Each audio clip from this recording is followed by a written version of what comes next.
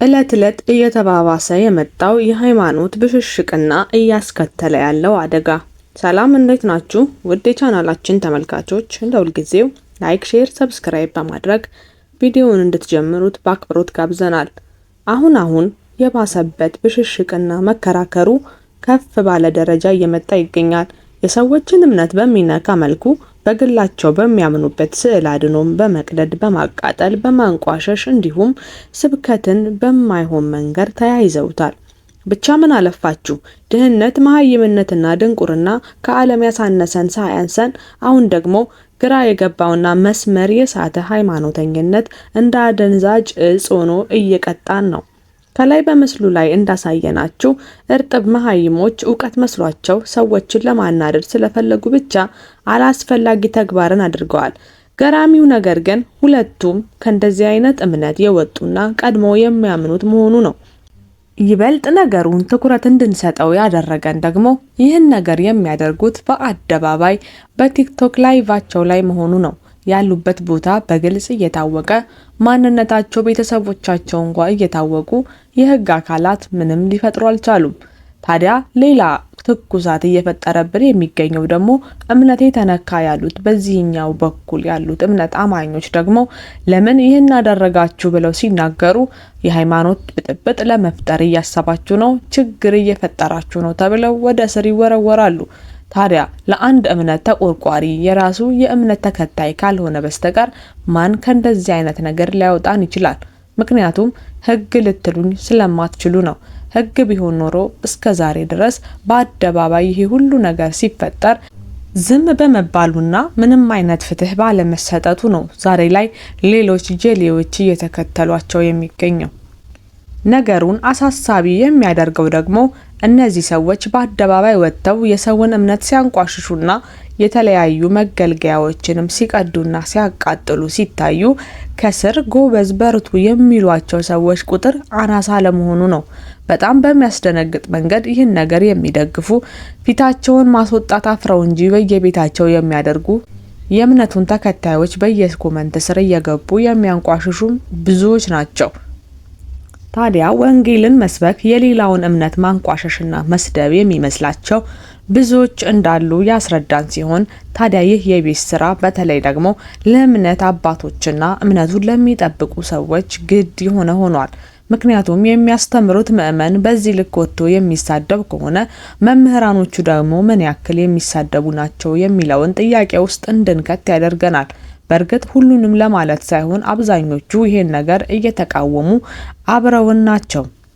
አገሪቷ ሰላም አትሁኚ የተባለች ይመስል አሁን ላይ አንጻራዊ ሰላምና መረጋጋት ባለበት በዚህ ጊዜ ሌላ ተጨማሪ የእምነት ብሶትን መጫር አስፈላጊ አይደለም።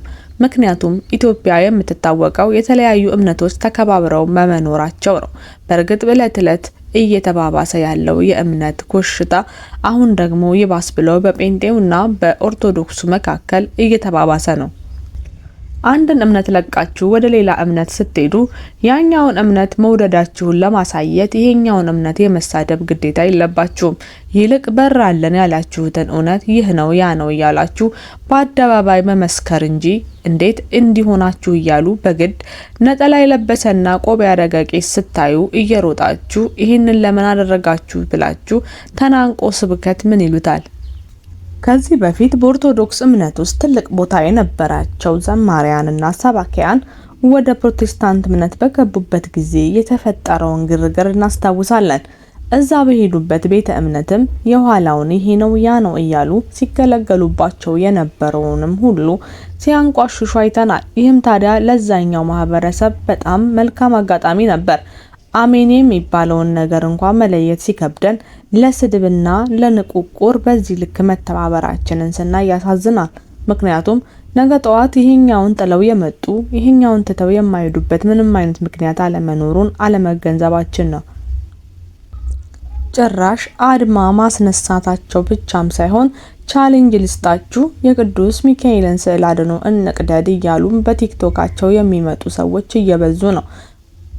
ከዚህ በፊትም እንዳያችኋት የቅድስት ድንግል ማርያምን ስዕል አድኖ በአደባባይ በዚህ ልክ ስተፋበት ስትቀደው እያሳየችን ቆይታለች። ይህም ታዲያ በአደባባይ የምትታወቅ ቤቷና ሰፈሯ ሁሉ የሚታወቅ ሆኖ እስካሁን በህግ አካላት ምንም ያልተባለች ሲሆን ሌሎች ሰዎችም እሷን አይዞሽ በርቺ ምንም አያመጡም ስትባልም ቆይታለች።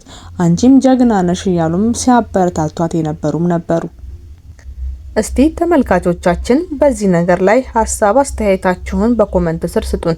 ምክንያቱም እነዚህ በሃይማኖተኝነት ስም ተሰብስበው የሚያደርጉት ነገር ፍጹም እምነቷን ወደ ኋላ የሚያስቀርና በተለይ ደግሞ አማኞች ላይ የማይሆን ነገር አይምሯቸው ላይ የሚጭር ነው። ይህን ነገር መዋጋት የሚገባን እኛው የእምነት አካላት እንደመሆናችን በአካባቢያችን ይህን ነገር ሲያደርጉ ያየናቸውን ወደ ህግ አካል ለመውሰድ ያስፈልጋል ወይስ በራሳቸው ይህን ነገር ማስከበር ይኖርባቸዋል? ምክንያቱም የህግ አካል ከዚህ በፊትም በርከት ያሉ ጉዳዮችን ይዞ ምንም አይነት መልስ አለመስጠቱ ይታወቃል። በዚህ ልክ የእምነት ተቋማት ከእምነት አስተምሯቸው ወርደው የተለያዩ የሰፈር ወሬዎችን ሲያወሩ መመልከት ያሳፍራል። አንድን እምነቴ ነው ብሎ የያዘው እስከ ህይወቱ ድረስ ሊታገልበት ለማያውቀው ለዛኛው ዓለም ሳይቀር ዋስ ጠበቃ ይሆነኛል ብሎ የያዘውን እምነት ዛሬ ላይ አንድ ሰው ተነስቶ እንዲያደረክ ቢለው ምን ያክል ጸብ ውስጥ ሊገቡ እንደሚችሉ ግልጽ ነው። አንድ ሰው በእምነቱ ሲመጣበት ለነፍሱ እንኳን እንደማይራራ ሁላችንም እናውቃለን። ምክንያቱም ህይወቴ ቢያልፍ እንኳን የሚጠብቀኝ የእግዚአብሔር መንግስት ነው ብሎ ስለሚያስብ በዛኛው ዓለም ላለው መሰረት ይሆነኛል ሲል ለእምነቱ ምንም ወደ ኋላ አይልም። ይህንንም ያረጋገጡልን ብዙ ጻድቃን ሰማዕታትም አሉ። በእኛ ዘመን እንኳን በርከት ያሉ ወጣቶችም ጭምር ለእምነቴ ከፊት ነኝ እያሉ ሲሰው አይተናል።